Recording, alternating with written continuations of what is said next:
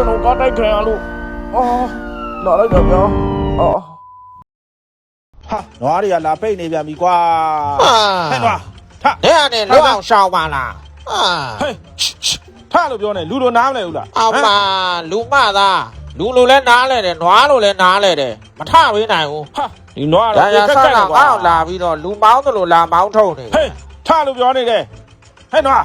ထလို့မထဘူးချော့ပြီးပြောမှထမယ်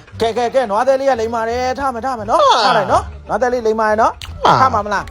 စော်ရအဲ့လိုပြောပါလားနွားကိုလာပြီးတော့မောင်းထုတ်သလိုကြီးလာပြောတော့စိတ်ဆိုးတာပေါ့လို့နောက်ဆိုချော့ပြီးတော့သာခိုင်းဒီနွားမရရုံးမဲဖို့ဆင်နေမယ်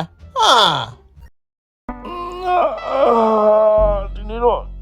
ကျင်သွားရမယ်